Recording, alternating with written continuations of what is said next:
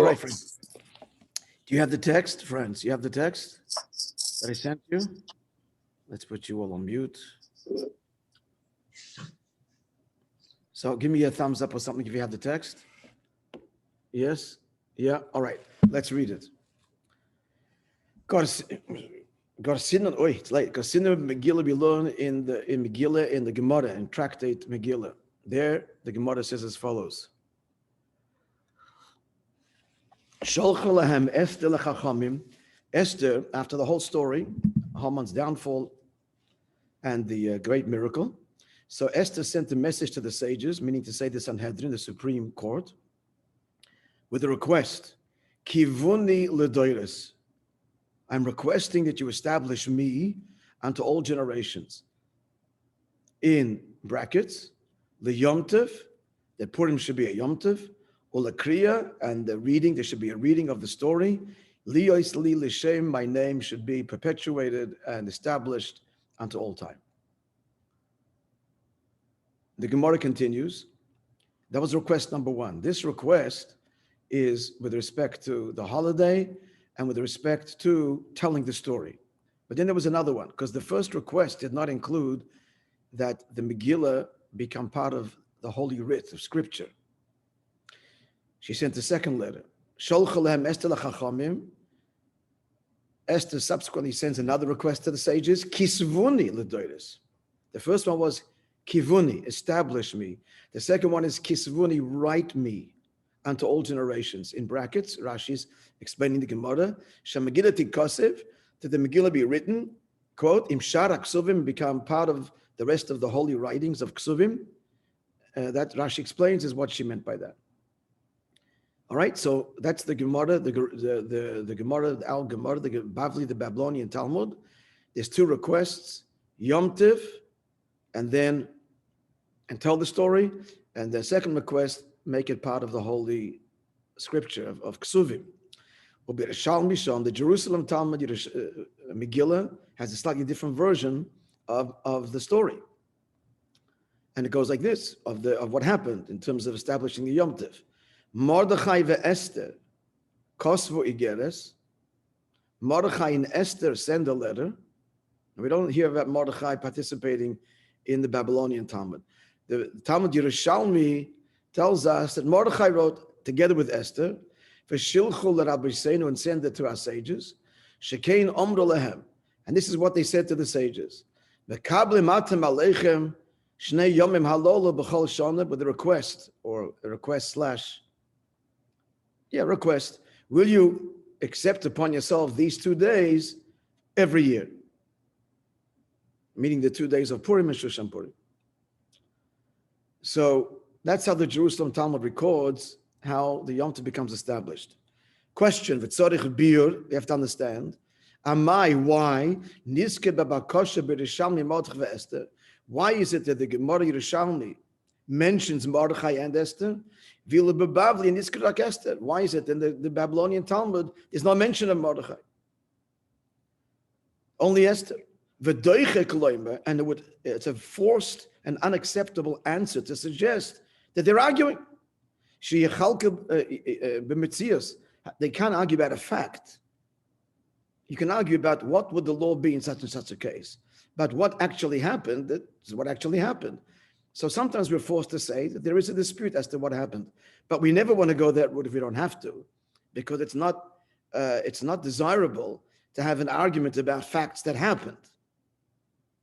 If we can reconcile the two views and say they're not arguing, which we're going to do. So the Rebbe says, to suggest, well, they're arguing.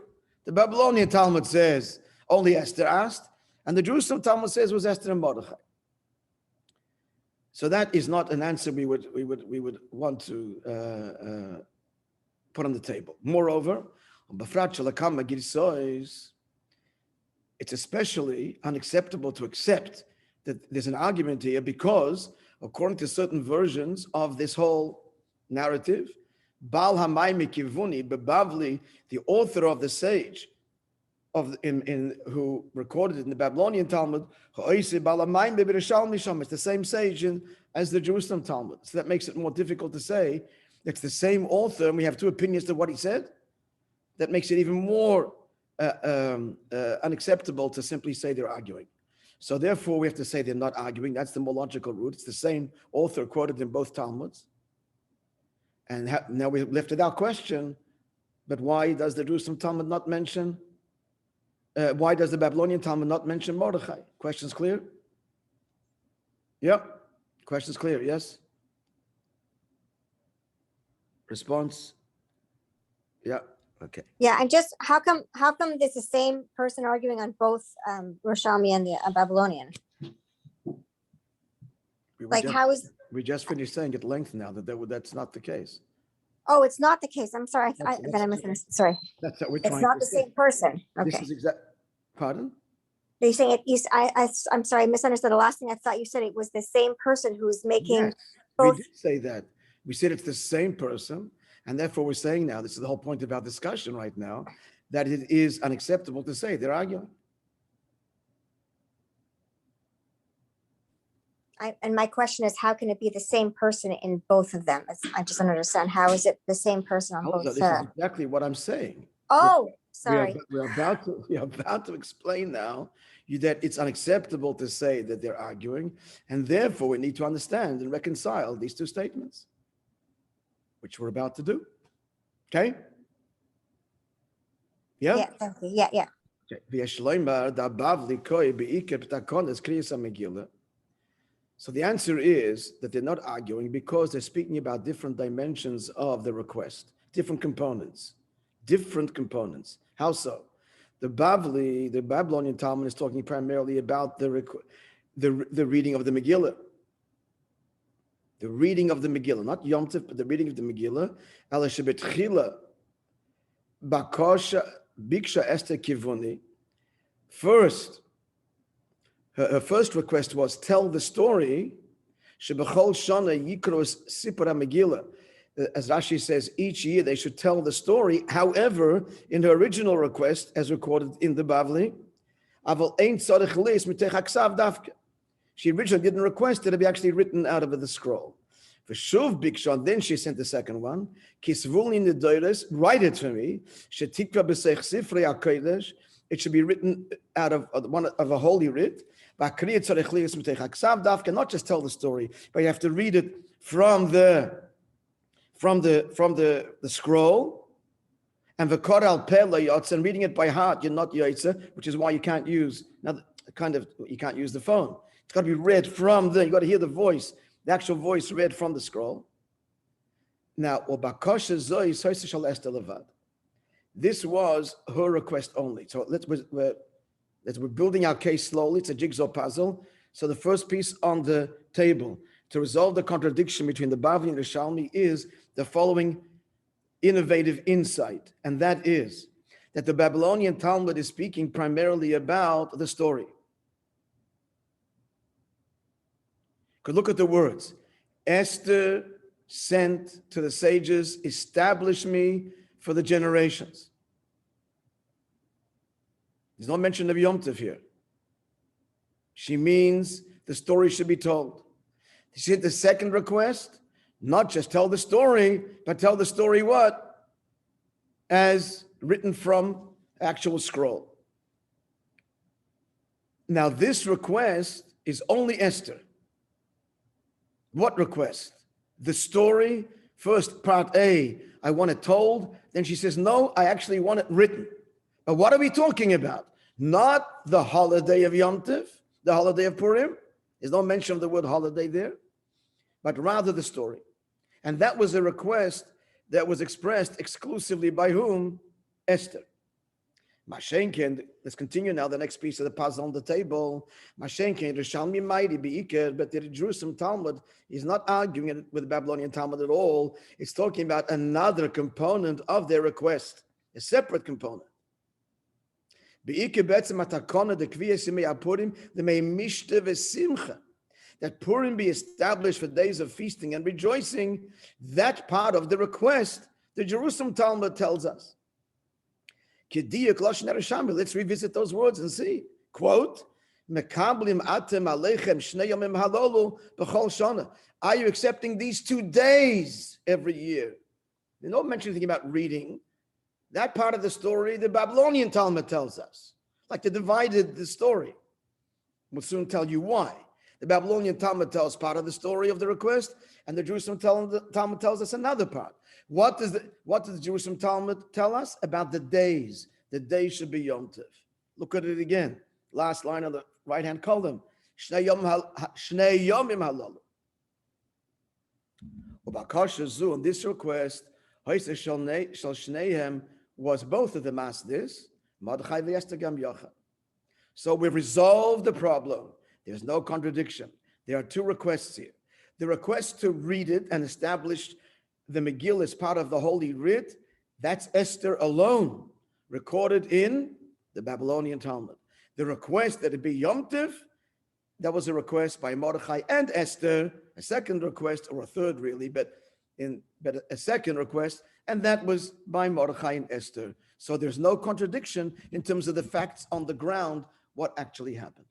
Now, with this brilliant insight that Rebbe resolving what appears to be on the surface a conflict between the two Talmuds, if we look at the verses in the Megillah, we'll see, hey, now it all makes sense. Let's have a look. Next paragraph. In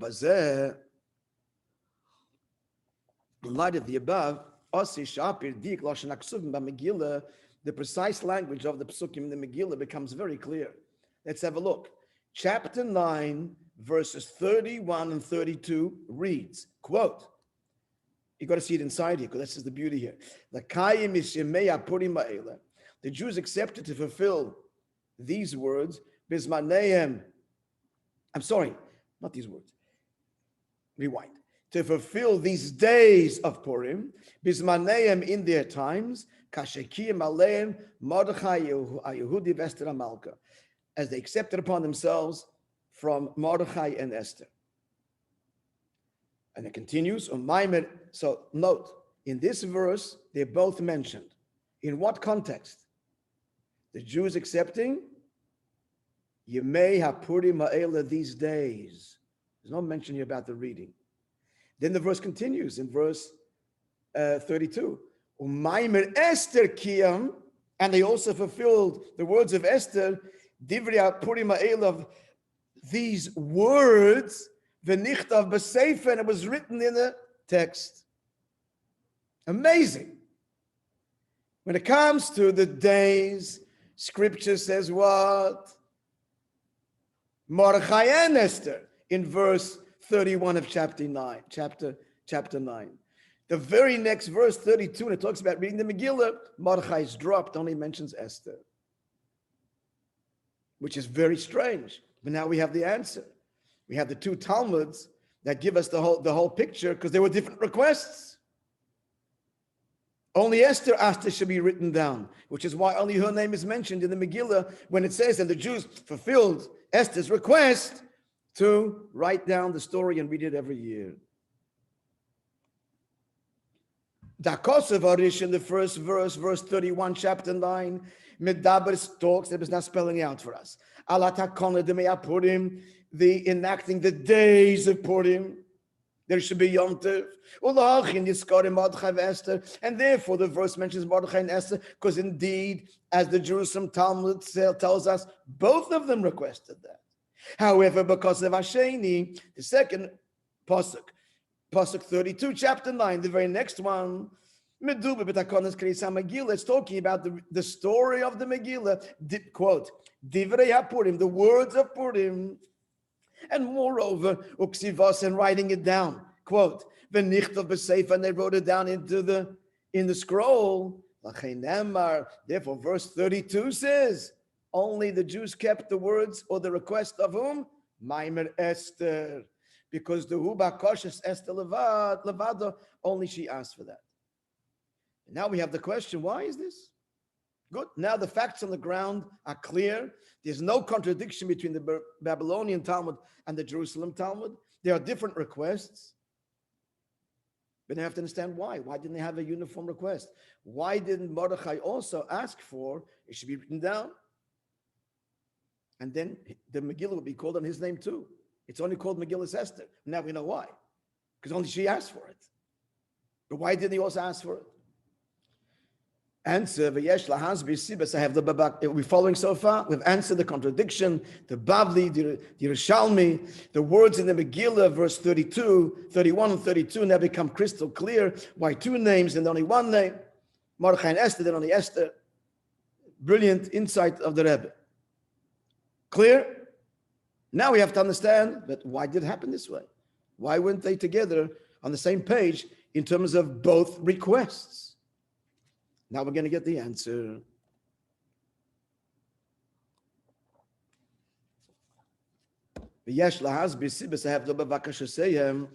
Can explain the reason why they had different requests. In summary, please tell me. Okay, you're all on mute, so I'll read your eyes. Oh no, you can unmute yourself and speak if somebody wants to volunteer. So Elza, I'm volunteering you. So Mordechai and Esther, the Babylonian Talmud tells us, they both asked what? To have the story be told. No, Babylonian Talmud doesn't mention the story. I'm sorry, the Babylonian Talmud, which mentions, Babylonian Talmud does not mention Mordechai, so I'm sorry, Jerusalem Talmud. Correct. The Jerusalem Talmud only gave correctly. The Jerusalem Talmud mentions them both only. So what did they ask? They asked that the story should be told. No, but Jerusalem Talmud, no. Mordechai and Esther, Jerusalem Talmud, nothing about the story. The request there is, the story, yes, I'm sorry, you're right. But how should it be told? Go further. The story should be told about what happened, not about the, huh? I'm sorry, yes, go on. Mordechai and Esther. Now you're No, the Jerusalem Talmud is not. Not the story. Right. It was asked they should have a 2-day yontif. Oh, Jerusalem Talmud, Mordechai and Esther, they're asking yontif. Finished. Good. Babylonian Talmud? It was just Esther who asked that the story should be told and it should be written in a Megillah. Okay, good. So we really have two problems, really. Problem number one is, correct, thank you, good. Problem number one is, why weren't they on the same page in both requests? And the second problem is, why did the Babylonian Talmud and the Jerusalem Talmud divide the narrative? One tells part A of the story, one tells part B. Why don't they both tell the whole thing? Like, why? And simple as that. If you're telling the story, tell the story. Why they're dividing how it happened? Okay, that's what we're going to explain now. These are the two questions. We're clear? Good. So to summarize, as Elza told us correctly, the Jerusalem Talmud mentions Mordechai and Esther because their common request was holiday. The Babylonian Talmud mentions only Esther because only she asked it to be told and written. Now we have to understand why. Answer. So first we're going to explain the different requests, why they were not uniformly asking both things. Why didn't both ask for Yom Tov and for reading? Answer. Right? The main effect, the main contribution, the main role of Mordechai, not Esther, in the miracle of Purim, his role was the spiritual dimension. In brackets, he aroused the people to repentance, fasting, gathering the children, etc. His role was not the hands-on making it happen, but the spiritual dimension. However, she actually brought about the salvation in brackets. She works, she tries, as we know the whole story with Achashverosh, and she makes the parties and so on, exposes Haman. She makes it happen in factually, saves the Jews factually. Mordechai's role is the spiritual dimension, repentance. Oh, now we have the answer. Mordechai actually wanted, when he asked, as recorded in the Jerusalem Talmud, that it should be a Yom Tov, he actually wanted to be a day where you don't work, like Shabbos or Yom Tov. He wanted to be a purely spiritual day, reflective of his role, the role of the spirit, fasting. His whole role was in the Neshama role. He wanted a Neshama celebration.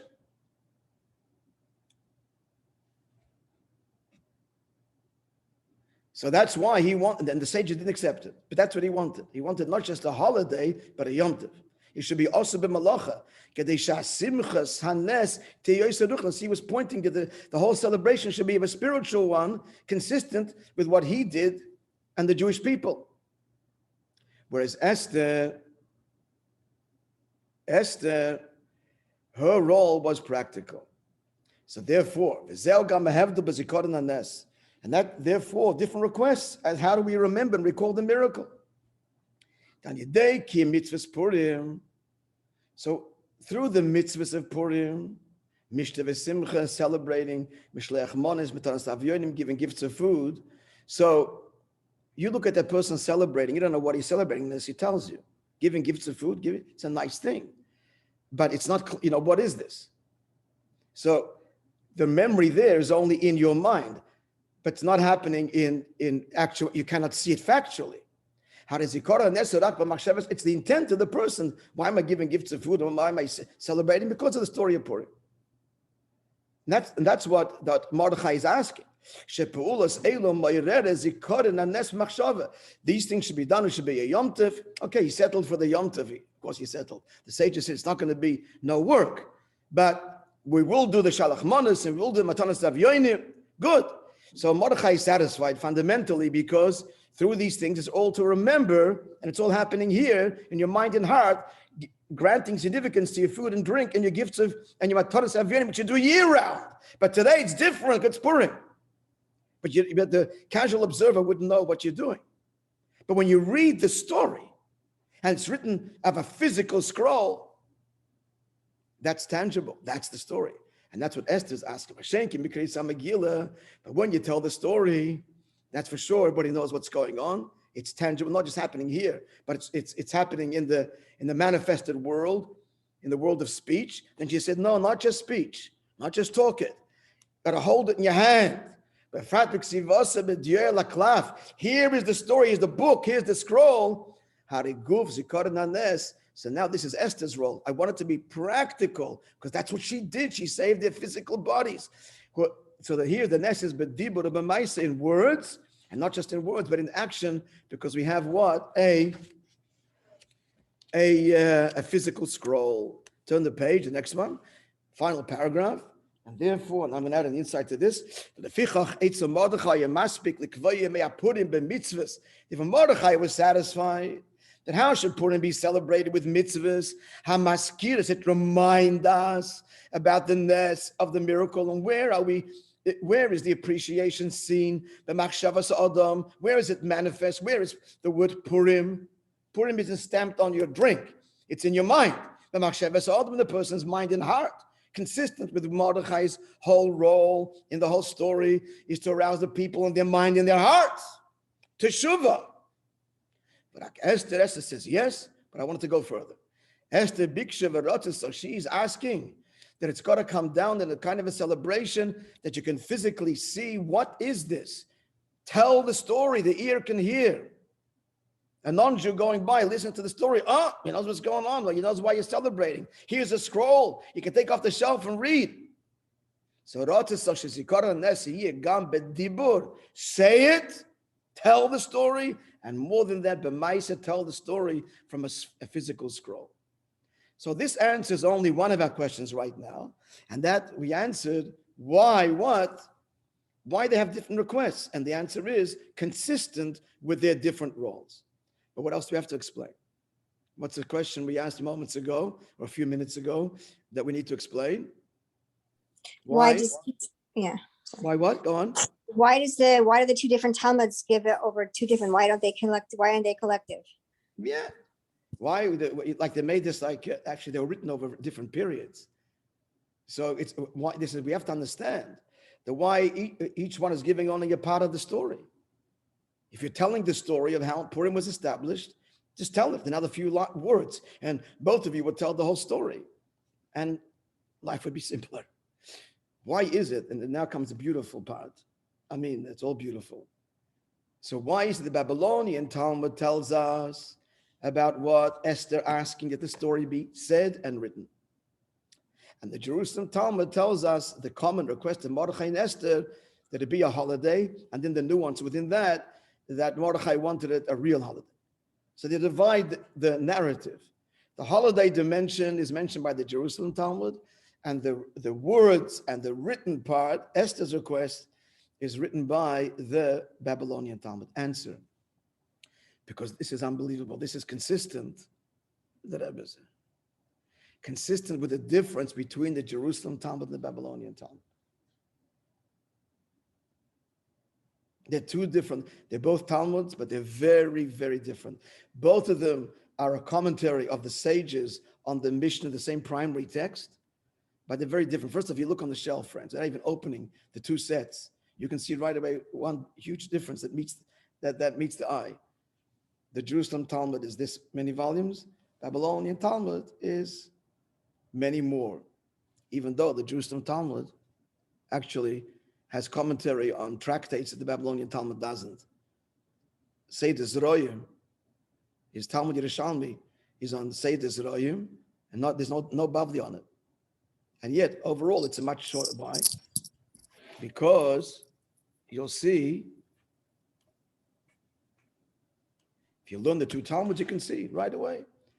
The Jerusalem Talmud, the discussions are very brief, straight to the point, and rulings are immediately and easily concluded with. Discussions are brief. Not in contrast to the Babylonian Talmud, to arrive at a conclusion is questions and contradictions and problems and opinions. In fact, our sages say, there's a verse in the book of Eicha, Lamentations, the Machajakim Heshivani, you place me in darkness. The prophet Jeremiah says, Yirmiyahu, referring to the post-Churban Beis HaMikdash, says the Babylonian Talmud says, this is a reference to the Babylonian Talmud, like being in a dark room, without going to the whole spiel, and trying to find the door to get out through a process of trial and error, where the Jerusalem Talmud is Jerusalem. First of all, it happened, it's written hundreds of years earlier, which means a more rarefied and higher souls and a purer world. But most importantly, it's written in Jerusalem. What is Jerusalem? Yira Shalem, perfect awe, or perfect vision. Yira means vision. Yerushalayim, Yareh. Truth is obvious, God's revealed. The Babylonian Talmud is written where? In Babylon. The word Babel comes from the word Babylon, confusion. Because the king of Babylon, what he did was, Nebuchadnezzar, he conquered the entire region and he resettled people. He removed them from their native land in order to forestall any kind of national stirrings. Brilliant. And he just moved the whole population. So he mixed up. That's why nobody living in their country today, the Arabs today, are not descendants of the original Arabs, because Nebuchadnezzar had mixed up the entire region. Not the Egyptians, not the Syrians, nobody. So Babel means confusion. So conclusion of our discussion. The Jerusalem Talmud is a spiritual study. It's like the light is on, boom. Babylonian Talmud it's in darkness. And you come to the truth through great effort and toil and sacrifice. Esther means concealment. Esther means concealment. Look at the different roles. Mordechai was the role of the spirit. He wasn't engaged in the corridors of government in the way Esther was, dealing with Achashverosh, putting a life on the line, making this whole plan of the three parties and to try and slowly inch towards the exposure of Haman, fraught with danger at every moment. That wasn't what he did. He was fasting and davening. His was the world of the spirit. He's the Jerusalem Talmud symbol. Esther is in Babylon, darkness. She's married to Achashverosh. She was living in a very dark world. And from there, she brought the salvation. From there, she brought the light. That's why the Babylonian Talmud tells her story, and the Jerusalem Talmud tells her story with Mordechai.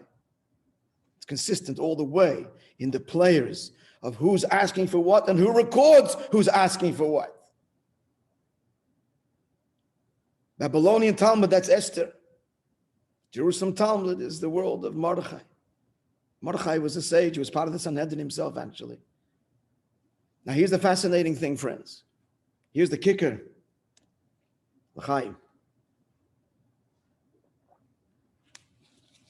When there's a dispute between the Jerusalem Talmud and Babylonian Talmud in points of law, and there sometimes is, often, the halacha is like the Babylonian Talmud.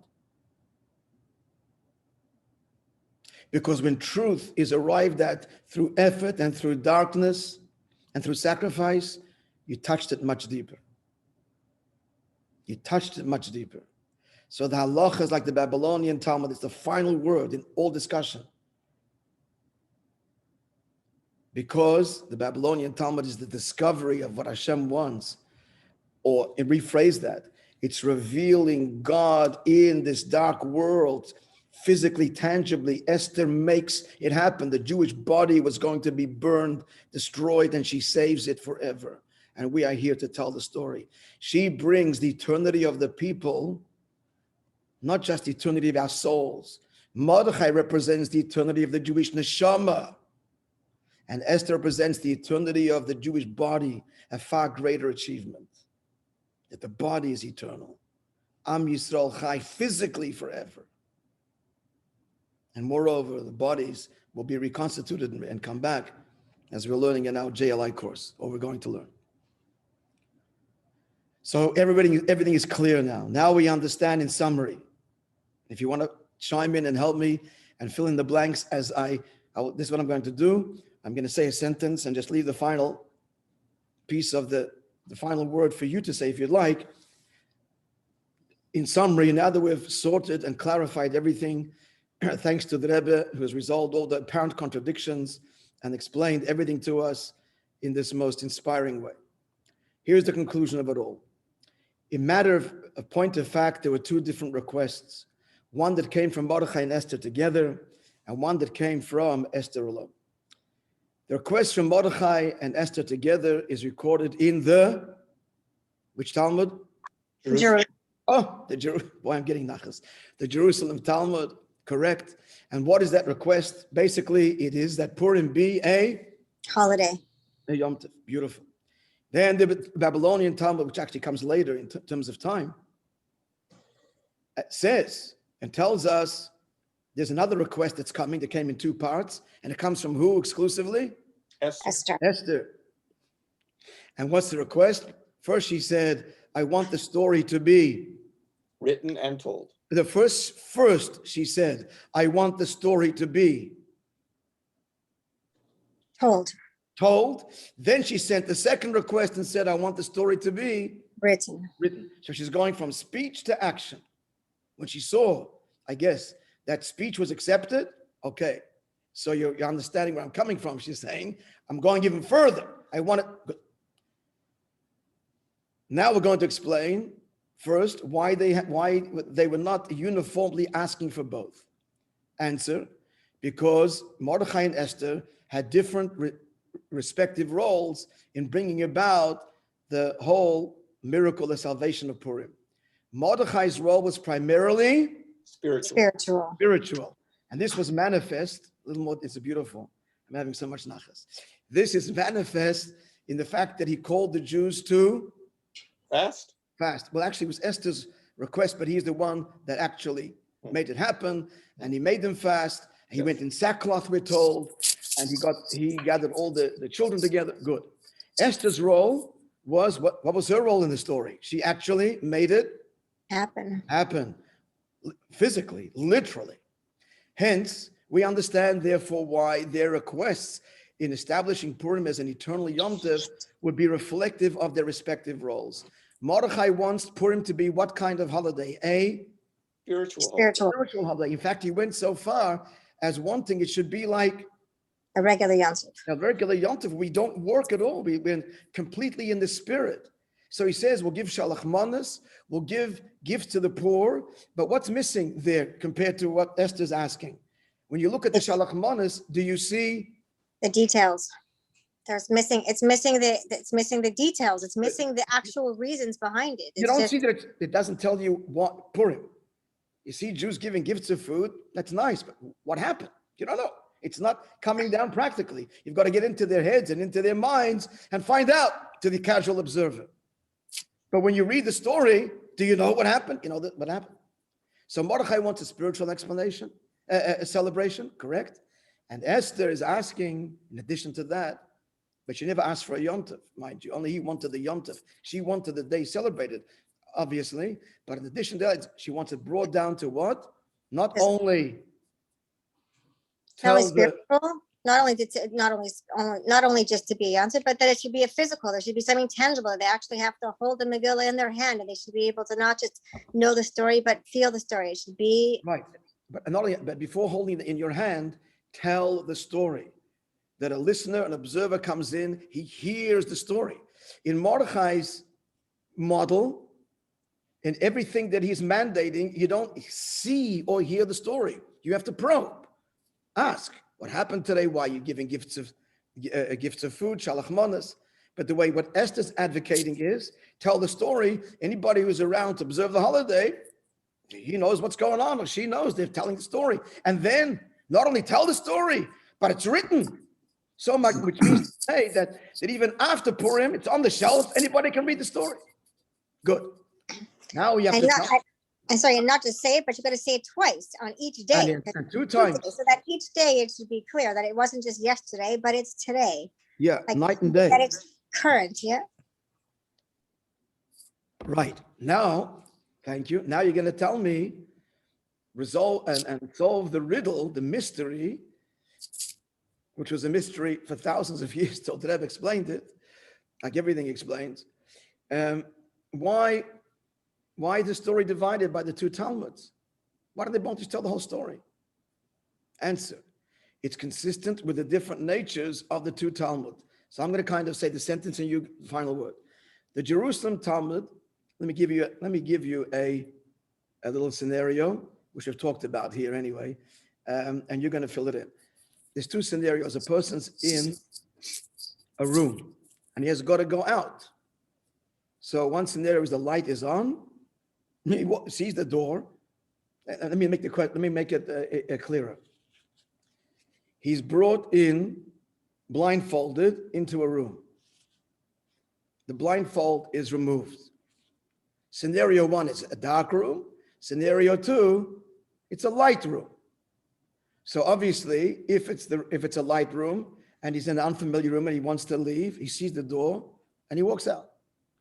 If it's in a dark room, even though his blindfold was taken off and it's pitch black, will he go directly to the door? No. No, he's gonna literally in Yiddish tapavant. He's gonna go to the walls and then eventually he's gonna find his way out through trial and error. So which is which? The Jerusalem Talmud is being in the room, the light is on or off? Light is on. Light is on. Why? Because who wrote it and where is it written and in what epoch and what era? It was higher, spiritually elevated. It was in Jerusalem. It was in Dafka. We weren't in Gaulis. We were in our land. It was post-temple, but still living in Israel. And Yerushalayim means what? Jerusalem, Yerushalayim means 2 translations. Yira Shalem, perfect awe of God, or Yira, perfect sight. It's the Holy Land. Truth is obvious. In the Holy Land, you're in Jerusalem. You feel the presence of God. Truth is transparent. Discussions aren't laborious and convoluted. You're not in darkness. You're in light. Boom. That's a Jerusalem Talmud. Babylonian Talmud, contrast that. You're in darkness. There's confusion. Confusion. What does Bavel actually mean? To Babel means number of different kinds of discussions. It's like all different kinds of languages. Babel means confusion. It's already the second temple is destroyed already. They're living in exile and it's darkness, right? So and remember the verse in the book of Lamentations, in darkness he placed me, that refers to So Talmud Bavli, the Babylonian Talmud. So therefore, you good. You've explained to me why, or rather the difference between the two Talmuds. So now connected to why each one tells only one part of the story. The Jerusalem Talmud, which is one word, it's like what? The Like, Jerusalem Talmud, I don't know, Like it's spiritual. spiritual, tells which part of the request that Purim be a holiday. holiday, and Esther joins with Well, Mordechai. Yeah. Mordechai And is it's there. also both of, no, isn't the fact that it's the two of them combined, which gives a bigger clarity that they're in sync, that they're actually at a higher level, they're both saying the same thing.